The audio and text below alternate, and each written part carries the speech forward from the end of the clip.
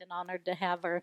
Um, Most of you probably were here. There's a few, I think, that don't know my testimony. When I was 13, I was kidnapped, and for many, many months, I was with my captors, where they had sold me into a place out in Palm Desert that trafficked children, where they were raped over and over and over and over and over again as a way to fill the pockets of people that I know today are, or I believe today are, organized crime. Um, I was befriended with a lady that would see me going to school every day. It was, just like a normal woman that was just there and would speak to me and talk to me as if she knew me and cared about me. And I, I trusted her. And one day she said if I ever needed anywhere to go, just to let her know. And I was being abused at home. And one day I told her, I said, I don't want to go home anymore.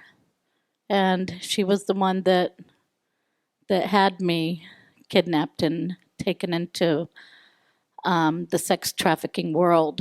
I struggled for many years of drug abuse. I didn't know how I was going to make it from one day to the next because I couldn't deal with what had happened to me. I never had any kind of support. I was in and out juvenile hall for running away because I couldn't deal with my home life. I was in and out of jail from the age 13 because I would tell them I'm 18 years old because I didn't want to go back home. And then one day when I was facing 3 years in prison, some lady came to me and she asked me if after I did my time, I'd be interested in going to Bible college. Well, I ended up going to this Bible college it was a miracle of God because they always made people do their time before they went to the college because they wanted them to go because they loved Jesus, not just to try to get out of going to prison. But for some reason, that woman saw something different in me, and she said, you know what? I'm not going to let you go to prison. You don't belong there. You're going to go to Bible college. It was the best year of my life. I learned of a God who loved me even in all my filth and all my brokenness. He loved me just the way I was. And it was at that time that I had this dream. And I was like, I had found out I couldn't have kids because of the abuse I went through.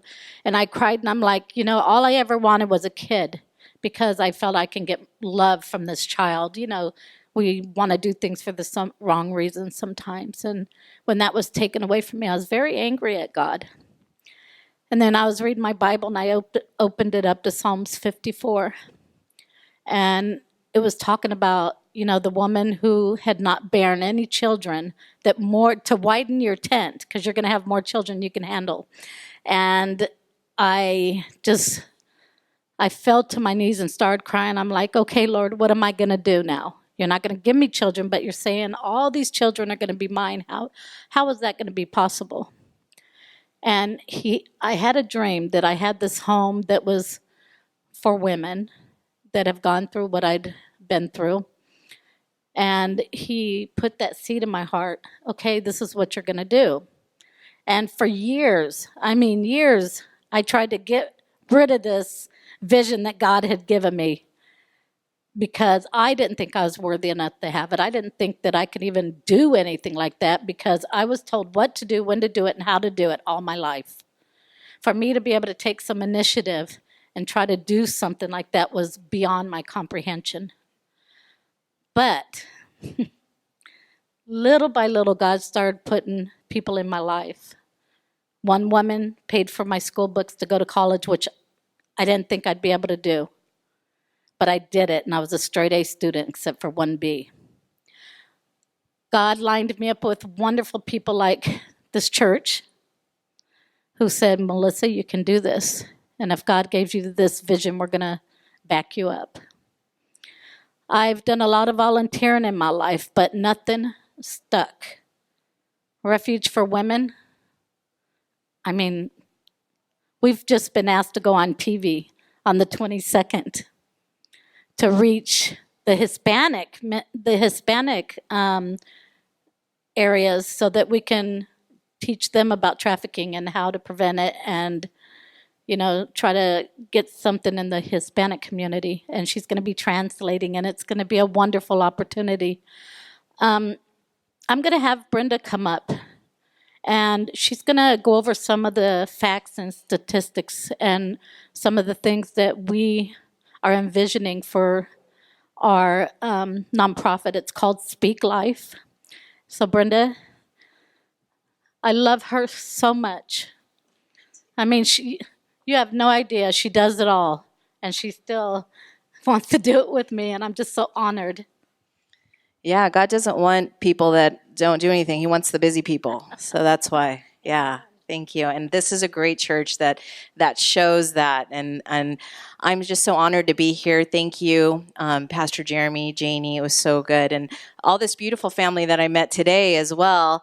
I'm going to tell you in just a few minutes, Jennifer, I know she's probably with the kids. Wow, she already ministered to my life this morning in a period of 2. We were watching the countdown, and I thought, I've got 4 minutes. And in 4 minutes, she literally filled my bucket or my basket. I can't believe it. It's amazing. God is so good. So today, before we get started, I'm talking about something very serious. I'm talking about something that's very dark. And yes, I do want to make sure that we get a very clear picture of this terrible crime, of this terrible epidemic of slavery here that is still so prevalent, not only in the world, because most people think it's an international issue. It is a national issue. It is something that's happening right now, right here. And before we do that, though, I want to share, God showed this to me this morning, because one of the things that I always want to tell people, that my message isn't one of desperation, of sadness, of despair. It is a message of hope. It is a message of restoration. It is a message of our true hope, which is in Jesus Christ. So he said to me, you know what, Brenda, always remember 1 Timothy 1:7, because he did not give us a spirit of fear, right? But he gave us a spirit of power, of love, and of sound mind, right? So before we started, I wanted to make sure that we remember that. So we'll come back to it, because I know Paul shared it with Timothy in a little bit of a different context, so I don't want to take it out of that context, but I think it's very important for us to know that as servants and as those that are going out and are teaching, that we all are empowered and that God can help us to be the difference. So we're going to talk about human trafficking today, and I'll talk about Refuge for Women in just a little bit. Globally, this is the fastest growing crime in the world. It is second only to drug trafficking. Used to be arms trafficking was number 2, but it overtook arms trafficking a long time ago. And it is fast becoming the largest. And one of the reasons is drug trafficking sold one time. A person can be sold over and over again. So to a person that's looking to get into one of these terrible enterprises, that sounds like a pretty good deal, right? So that's one of the reasons why it's growing. $99 billion industry on average. A person is sold for an average of $90 around the world. Sometimes they're sold by other traffickers. Sometimes they're sold by their family. We know that this is a problem. And again, we talk about this internationally, but we're going to focus a little bit closer here. It says estimated about 600 to 800,000 victims. And again, this is one of those, people call it the victimless crime. And that's a hard thing to understand. And the reason they call it that is because many of the people that are enslaved do not see themselves as victims. But we know that they are, every single one of them, that there is no child that chose to be in this life, that they are completely victims, and those that are even adults. Many times people say, well, why don't they leave, Brenda? And I'm going to share a little bit about why in just a little bit, because again, they're enslaved. Not only, we don't see the shackles, but the shackles are here. The shackles are here. And then also the average age, this has gone down significantly over the years. So we're seeing now the average age of those that are being entering into this life or being trafficked is on average 12 to 14. That's national. Here in the United States, it's actually a little younger internationally. So moving on to the Next slide. Thank you. Locally, two of the top FBI cities in the United States are Los Angeles and San Diego. So if we think, Los Angeles, it's a port city, there's lots of going on, Hollywood, the porn industry, everything based in Los Angeles. San Diego is a border city. A lot of people, again, think that, they're being trafficked, brought in internationally. Actually, Mexico is being used for a totally different thing. It's being used so that the traffickers can take them into Mexico, get lost, come back in, usually Texas, or from Texas, come through our borders here in San Diego. So you can see why that would be a big issue. So what's smack right dab in the middle of LA and San Diego? Orange County. Yeah. Orange County is known as a destination location. Why? We are how many miles from the beach right now? Think of the affluence, think of the tourism here. Disneyland brings internationally so many people. So we'll talk about why Orange County, there's been such a big rush. They say our task force here that there's an average of 8 to 10 victims identified on a weekly basis. And again, when I say identified, that just means people that have reached out for help. If we want to go into the numbers of how many people are actually being trafficked, it is so many more. If we work with an organization called Life's Worth Saving, and they go out every Friday night on a track in still one of the most notorious areas, which is on Harbor and Trask, not too far from here, right? Santa Ana. I actually used to live about a mile from there. And every single night, that's where you'll still see the street prostitution here in Orange County. It's known for that. But there are places all over down, up and down Beach Boulevard, up and down Harbor Boulevard. And then we're not counting those that are being sold online, because nowadays it's just a matter of a click and picking exactly what you want. And that's as callous and as cold as it is these days. So moving on. So we see that, we have a lot of the issue is big. Next one.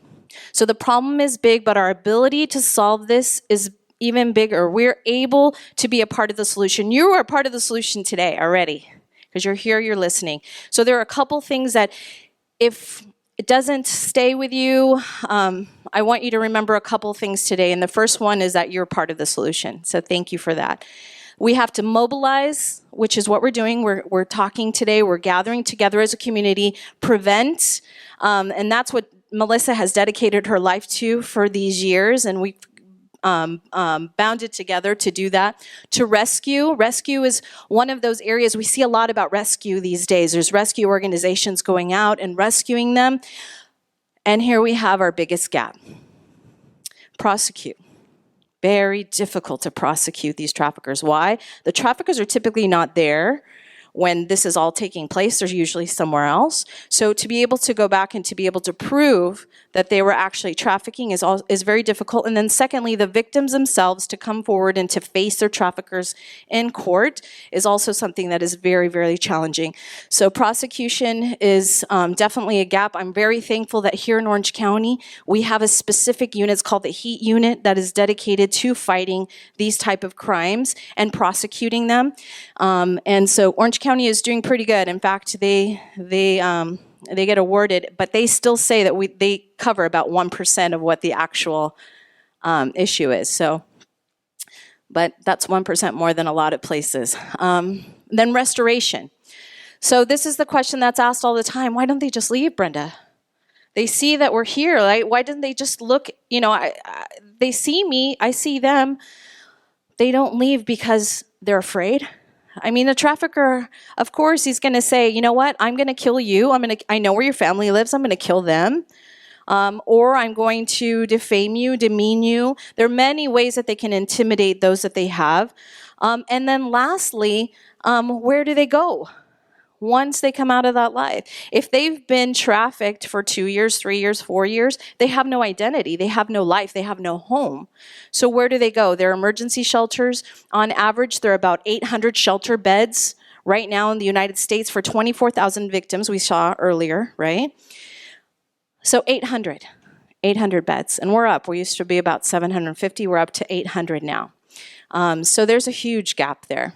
And then lastly is reintegration. So yes, we help them, we'll rescue them, we have them in homes, those 800, and not all of those are long-term programs. Out of those 800, there's probably about half that are long-term. Many of them are short-term. So reintegrate. How do you restore a life that's been traumatized over and over again? How do you become that one, right?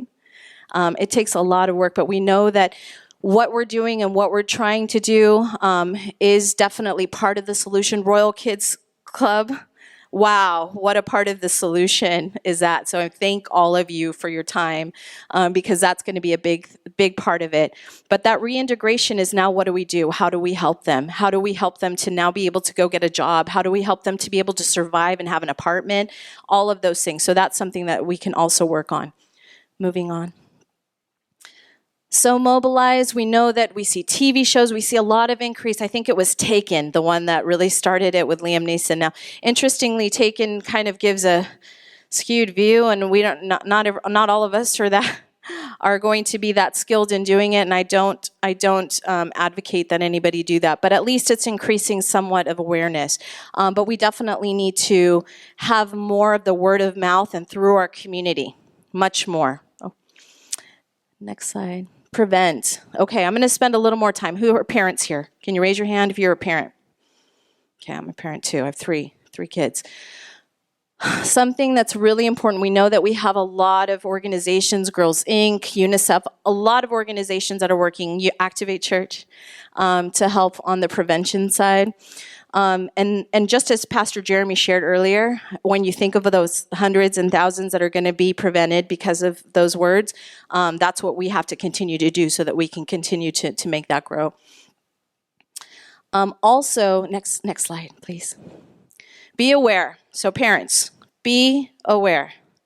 Now we hear of these stories like, the man that was walking after the kids at IKEA not too long ago. I think everybody remembers that. They were in the children's section and they were looking for kids that were kind of on their own. Because if you've ever noticed, people kind of leave their kids to go play on their own. There's a little playland, but if you can't fit them in the playland, you go upstairs to the little kids section and they start playing because it's all set up like a playground. Don't do that. That's just one area. So they are looking for vulnerable victims all the time, online, in schools, shopping malls. Many of our schools, you'll see them now, they have a lot more security, but I can still walk right into Ocean View High School if I wanted to. I've done it before. I just walked right on. We were just talking about it earlier. So it's vulnerable. We're still leaving a lot of access. Recruiting takes many forms. One of the number ways that they're recruiting, Melissa was recruited not by a man. Was recruited by a woman who watched her every day go to school, watched her every day when she'd stop off at the liquor store and get the same candy, and she started talking, and you start opening a conversation, and she starts sharing because she came from a very troubled family life. They're looking for those kids, right? And another way they do that is online. Our kids are so focused on their social media and how many followers they have. Many times, if you were to take a look at your kids' social media today, they probably, I would say, a good 30 to 40% of those followers they don't even know because they just are worried about how many they have. And so this is a big way that they're making contact. Another way is because a lot of times these traffickers know that they can either post themselves on as a, cute 19, 20-year-old young man looking for a girlfriend, and a lot of these, I am shocked at how many girls between the ages of 13 to 16 to 17 are on Tinder. What? How? They are. Because they're looking for these other adults. And they sometimes will post, because all you have to do is click to say that you're adult, right? They don't even check. So there's so many different ways, but they're looking, and what happens is usually they are someone else. Like they'll click on, they think they're meeting somebody, they're chatting with somebody, Snapchat. Snapchat, we're like this. And why? Because it goes away, right? So the kids it's so easy to hide on Snapchat. But if you go home today, anybody, if your kids are on Snapchat, check to see if they're ghosted. My son, he's usually with me here. He's actually in a camp right now. He's 15, and he usually comes with me. He's one of our volunteers as well. And he'll show me, he'll show me the Snapchat. He's ghosted. But I can see about 15 of his friends exactly where they are. I can see that one is in her bedroom. I can see that one's in a car going exactly where they are. It's really quite incredible how you can find people through that particular app.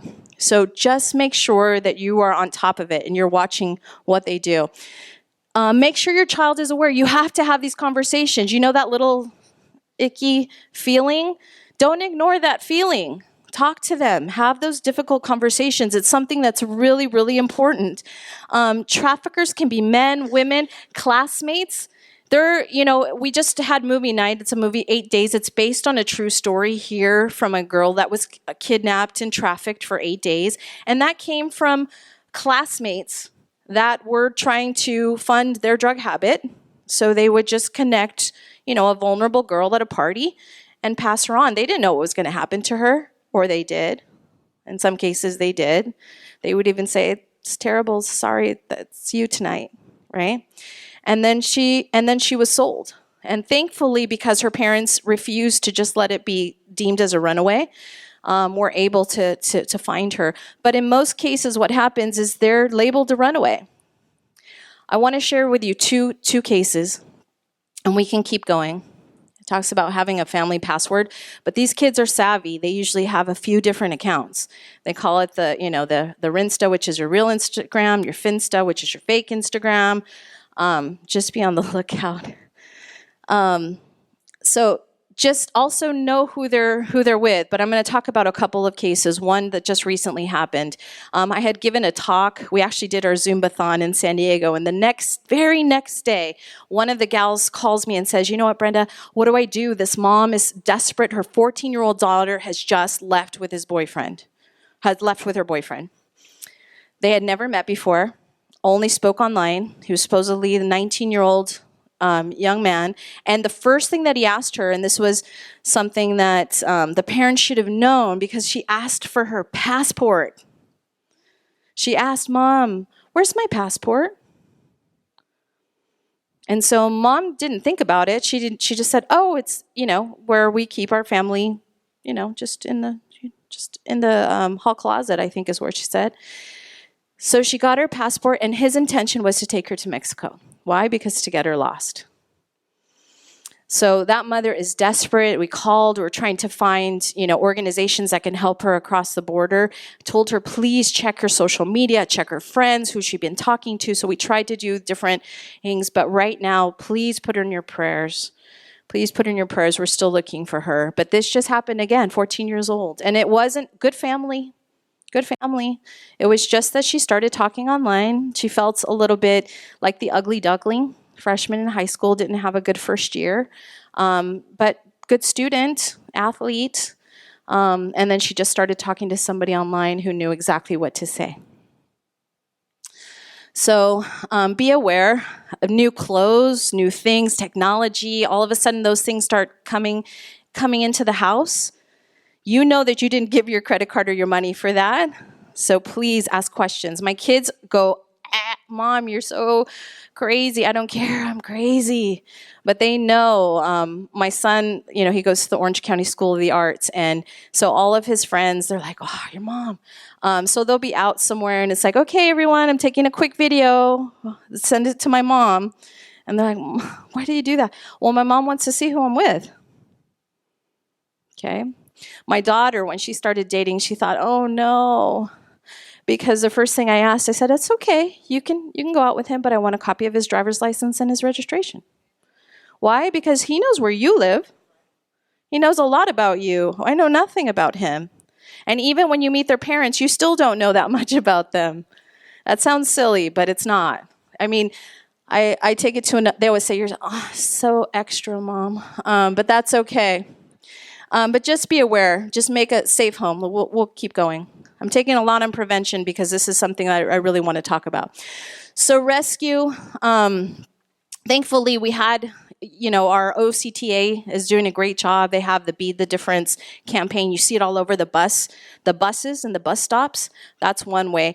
There is a provision that happened in California and nationally where this can be posted everywhere. So every place, whether it's a bus station, whether it is LAX, whether it is John Wayne, it should be plastered everywhere that we're watching and that we're aware and that we're ready to help you if you need help. And this is a very difficult part because, again, when they're rescued, and we have law enforcement back there, right? That's a hard part because where do you take them? What do you do? Before they would get arrested, right? They decriminalized it for youth because they didn't want to have that happen where you just kept going in and out of juvenile hall because we found that was just making the problem worse. But that was just a small part of it. If anything, the traffickers were like, hallelujah, that makes it easier. I don't have to go pick her up or pick him up because there's plenty of boys too. So only 1% of the victims are ever rescued. That's what the Department of Justice says right now. But again, this is where Jen, yes, this is where she made the impact today, and so she's part of my presentation. She was sharing with me the story of how Royal Family Kids started, and with the boy that had all the starfish, right? And they said, "How you can't save all of those starfish." And for those of you that heard this story before, I hope you have, because otherwise it doesn't make as much sense. But the boy just would pick one up, and he said, "No, I can't save all of them, but save this one," right? And he took another one, and he save that one, right?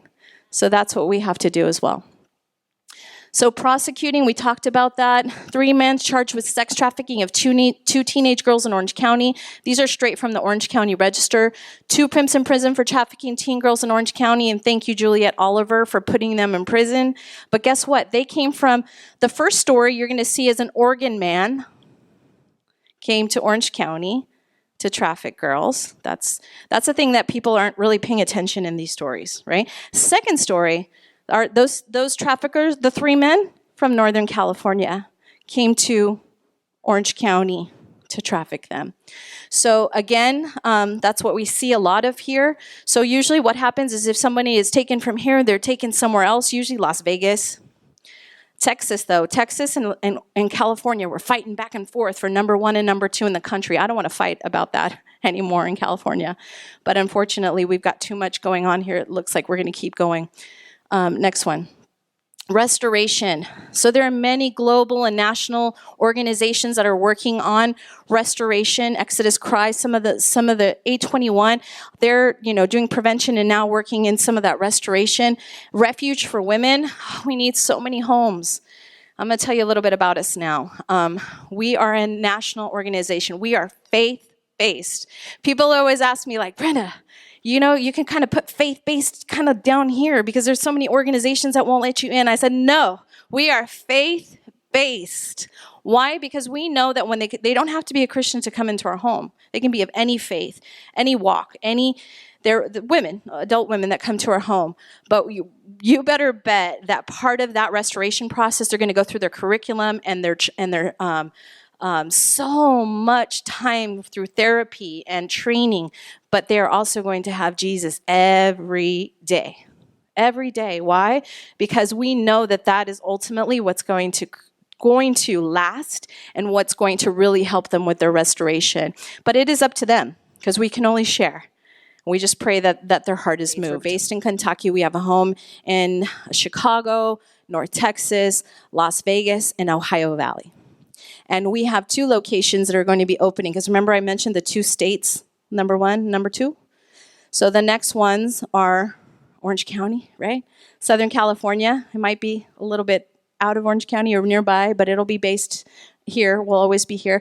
And then the other one is the Gulf Coast, also in Texas. So we're trying to attack that as much as we can. So what we do is we provide a 9 to 12-month program where women are able to come into our home. It has no cost to them.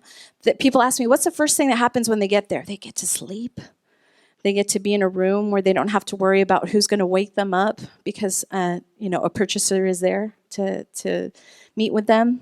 Or they have a date, is what they call it.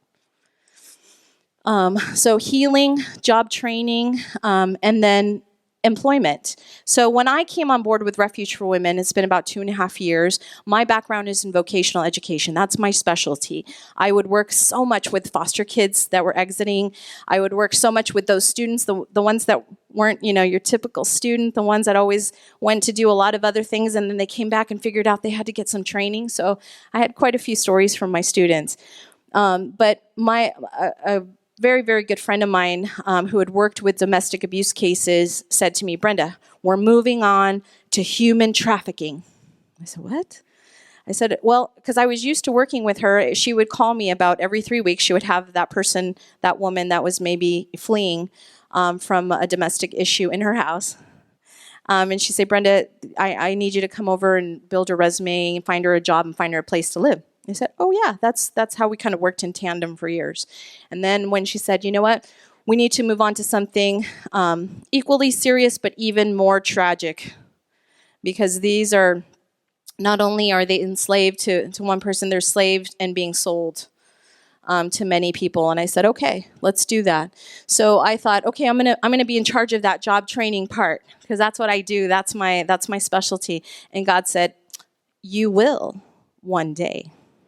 But for now, because it takes so much to open a home, he said, you have to go out and you have to talk. You've got to raise money, and people say, oh, I can't really do that. If God has all the money, then why do you have to ask for it? Well, I think your pastor has a good way to explain that.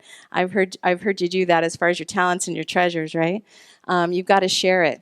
But it's a difficult process. And so God said, you're going to speak and educate, and you're going to ask, and you're going to be able to open your home.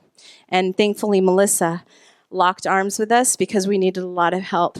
And she has been somebody that's gone with us all the way. Going to the next one. So reintegrating Refuge for Women, we talked about it. We have our partners. I'm going to go to the next one. I kind of already talked about it. The journey could be difficult, but each one is a victory, right? Each starfish. Each starfish. So this is my pleasure and my honor now to be, because usually it's the other way around, right?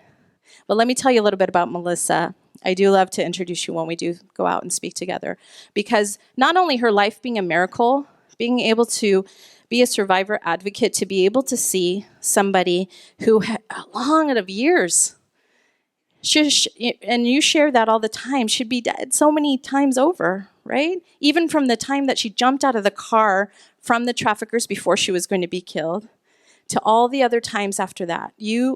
Survivor seems like such a small word. Such a small word. But advocate is something that's really important. To be able to share that there can be lives that are restored, not only restored, but used for great things. And not for Melissa's glory, not for my glory, not for any of our glory, but only him. To God be the glory. And so what her goal is speak life. So speak life, we talked about that. Everything that we say, every word, is to be able to restore each one of those lives. To be able to say to them, you know what? I know that you're afraid. I know that you feel that you'll never be able to take that shame away. I think that's probably the hardest thing for our victims, is to let go of the shame.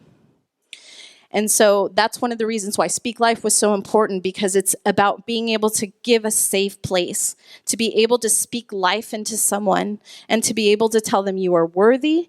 Your shame was taken at the cross. It's not even on you. Don't wear it. Let it go. We want to have a drop-in center. And I say we because I did jump on the train without her even asking, but I just did. I said, she's driving it, but I just jumped right behind her there. And I said, you know what? Let's have a place where they can go, a drop-in center. There's a great organization called Gems Uncovered in Long Beach that does something similar. Hopefully this will end up being also a transitional home, because we know that they need a place where they can get on their feet, because it's very difficult, especially here in Southern California, right? But we want them to be able to know what resources are available. There's so many resources out there, but people don't know how to get to them. And many times they'll call and they'll get no, and then they stop calling. So it's very difficult. So we want to make sure that we have places for them to go. If they need a job, if they need a place to stay, if they need counseling, if they need anything that they need, so that they can completely break free. I was so blessed by your worship today, too, because it's like, that was exactly our message. Thank you, Lord. It's amazing. So we want resources, counseling, awareness, and education in a safe and nurturing and loving environment. That is her heart and our heart. So please write this down. Everybody got their phone? Take a picture of that. Can you take a picture of it? Take a picture. I'm going to make everybody get their phone and take a picture. Because then if you don't, then my time here was wasted. It was wasted. People ask me, what am I going to do? If you see something, don't approach. If someone comes to you, because sometimes that's also what traffickers will do, just like when they did kidnapping, you know how they would pretend like, oh, my puppies are dying or something. I mean, that's a silly example, but they use many different methods. If someone comes to you and they are desperate and you need to help, then you call 911. You call the police, right? But if you see something, and this something happens, I was in Fullerton. We talk about the top 3 cities in Orange County on the FBI watch list, getting very micro into Orange County. The 3 cities were Fullerton, was the lowest, then Anaheim and Santa Ana. Fullerton, Anaheim, Santa Ana. What do they have in common? Disneyland and Harbor Boulevard, right? So if you see something, call the Human Trafficking hotline. I'm a master at I can't take a selfie of myself, but I can pretend I'm taking a selfie and take a picture of whatever I needed to take a picture of. I'm constantly taking pictures of things and sending them because it's important to be able to get the word out. And also let people know that you know how to help get them the assistance that they need. This is the best way to do it. So please always have that handy. If you have any questions, if you need to know where someone can get a temporary shelter bed, if you need to know where people can get the resources, you can always contact us, but they are much more immediate. This is Polaris, which is a national hotline. How can you help? Just pray. Pray with us. We love to pray. You're going to please sign up later on too. We want to keep in touch with you. Melissa's going to send you an email to welcome you. And also she's going to share on the new page that is being created and worked on right now. So please like our page and follow us. We're going to turn this around. We talked about the evil social media. We're going to use social media for good. And so you can do that with Refuge for Women too. I don't mind. But we're going to do it Speak Live. Become a financial partner. Again, I just mentioned it a little while ago. It's like, well, if you have faith and God is the God of all things, why do you have to ask for money? Well, you have to ask for money because you need to keep going. You need to be able to drive. You need to be able to build that house. One thing I did want to share with you is that one of our partner organizations, the veterans, are willing to open their doors. One of our American Legions to allow us to utilize their space. We're just doing a little bit of trade-off of resources. I shared with them. I will share with our vets how to be able to get housing and jobs, and they're allowing us to utilize their space. So we're getting there, but we definitely need help financially so that we can actually run it, get computers, get printers, get things that I want nice resume paper for them. I still get it pretty cheap, so it's okay. But we just need to get stuff. Host an awareness event. Can you please earmark that one? These 2. The last one. If you have a school, if you have other friend churches, civic organizations, are you in the Rotary? Are you in the Elks? Are you in the Lions? Are you a Moose? Whatever that is, let's get out to talk. Does your business? We went to St. Joseph's. I mean, we've talked to different businesses as well and organizations. Of course, we are fundraising, but the most important, we always say, you know what? We're walking out of here making sure that somebody has that message so that they can prevent more victims from this happening, okay? And also to unite our families, because a lot of times when you open these hard conversations, you're going to find out other things that you really needed to uncover. So very important. So host an awareness event, and thank you, Pastor Jeremy, for hosting it today. We appreciate you and appreciate all of you here. I thank you for your time. I'm going to give it back to Melissa. I really hope that you can leave today remembering that God did not give us a spirit of fear, but of power and a love and a sound mind. And as we go out and serve, we're able to do that in all areas. And we hope that you'll help us to do that too, so that we can fight this terrible evil. It's an epidemic in our country. It's an epidemic in Orange County. The demand is high here, a lot of money. That's why when I showed you those 2 cases, they were coming from other places to traffic here. So, and they bring their victims, but they also recruit new victims. So that's it for today. Thank you, Lord. Thank you for your time. And here you go, Melissa. I love you. You speak life every time you speak.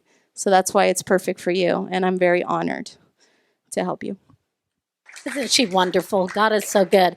I want you to know that when you give, Jeremy has graciously covered my dream, and the money is going through Activate Church, so you know your money is in good hands. It's not going to be squandered or used for anything other than saving victims. Thank you, Jeremy and Amanda. You guys are wonderful. Some of the things that we need immediate help with right now are flyers. We need to buy a banner and a flag and business cards and some of the immediate things that we're going to need to go out when we do our other, speeches like this, so that so if you're looking for a way of what or where your money's going to go to today, it is going to go more toward that. We're also looking for people that might be able to become monthly donors, because in the long run, we're wanting to open up this center for kids and join hands with the kids that are, opting out of getting out of the foster system, so that, they don't become victims, because a lot of times they do. And we're going to need the resources for that center, as well as monthly donors, $25 a month on a monthly basis, so that we can keep it sustained. So if that's something that God puts on your heart, we'd really appreciate it. Thank you for your love and support, and I will give it back to Jeremy. Awesome. Very great. This is exciting, because part of the reason, I think I've said this to most of you, part of the reason that I wanted to plant this church is so that we could go out into the world and make a difference. That's what this church is all about. And everything that we do. If you look up the definition of, it's funny, when you go to church, people will say, oh yeah, worship was good today, right? Now what are we talking about? We're talking about that singing time before the talking time happened. But that's not really what worship is. That's part of worship. But any act that we do in service to our King is worship. Even if you look up the word worship, it says the acts or rites that make up a formal expression of reverence for a deity. Everything that you do in God's name is worship. If you get involved in this, it's time, talent, treasure. If you get involved in this ministry with your money, with your talent, I mean, the image, Carmela drew I think came up with the artwork. Is that right? Am I wrong? Yeah, Carmela came. Yeah, she's very talented. And she's given her talent to our murals that we did the other day. And she's given her talent towards coming up with the logo for Speak Life and her font. It's just beautiful what happens when God's people come together in acts of worship for our King. So I'm super excited about that. There are things that I know in my mind already. I have several of you just bouncing around. Oh, some of you are great at talking, and maybe you could go out and be one of the speakers in a circuit, because I think with the impact that she's going to make, there's going to be multiple opportunities, and she has a full-time job too, and there are going to be opportunities for people to go out and speak. And if that's something that you're good at, if that's something that whether this is like huge on your heart or not, get involved. Do something. Worship your King with your voice. Worship with your life. Speak life. And get involved. And if you can do financially, fantastic. Everybody can do financially. $5 a month. $25 a month. $50. $100. I don't know what your capacity is, but this is something that we don't understand how many people are being trapped right now. Like right now, you guys are sitting in a half air-conditioned room. It's mostly air-conditioned up here, and it's kind of floating out there to you guys slowly. But there are girls right now who are having dates within 10 miles of here. Right now. Somebody's daughter. Somebody's son. should break our hearts, because our Father's heart breaks for that. And we can live in bliss and ignorance, right? Ignorance is bliss. But that's not who we are as kingdom people. We're not meant to live blissful lives. We're here to engage, to make a difference, to restore, to prevent, all these things that were talked about this morning. And we can make a difference for tens, hundreds, thousands of people who will not have those life experiences, who will not have to suffer what Melissa suffered through, because we get involved. It's the reason why we do Royal Family Kids Camp, because we want these kids to know you matter. When somebody comes along and shows you love, maybe for the first time because they didn't get to go to Royal Family Kids Camp, then they just swoop them right into trafficking, right? Like, all these things kind of tie together. And we need to make a difference on as many fronts as we possibly can. Get your friends involved. Get your family involved. Have a conversation this week with a coworker about what you learned today, about their kids and Snapchat. And if you know teenagers that are on Snapchat and Instagram and have a Finsta, and if you know, say something about that. Because as parents, most parents, completely oblivious. It's just like when you're a parent and your kids get quiet for a little while and you're like, uh-oh, something bad's going on. When you know your kids are stuck on social media for hours on end and there are creeps out there who are trying to take advantage of them, something's happening. And now you know, and you need to make a difference. Have a conversation. Get involved. This is something we can all be a part of. Figure out what that is, what that looks like for you. If you choose to give financially, here's a couple ways to give. You can use the envelopes that are on the table or over by the black box. You can give that way, or you can always text Activate to 73256 and set up your account. The first time, every time after that, you can just choose one of the drop downs. Speak Life is one of those on there. We get to be involved in hosting. I've started another nonprofit called Do Good, and we're going to be hosting, as you guys, as your friends, as we bump into people doing ministry, as we find people who are like-minded in changing this world, we want to have an umbrella for them to come under. This church wants to be able to use the gifts and resources that we've been given so that we can have a covering, we can have a nonprofit, we can have 501c3 for anybody who might say, you know what? I've been sitting around for a while. I have a dream in my heart. I see a need, and the King of Kings and Lord of Lords is calling me to get off the bench and to go play. And I'm stepping into that. We want to be able to say, okay, hey, we know how to do some of these things. How can we help and support you?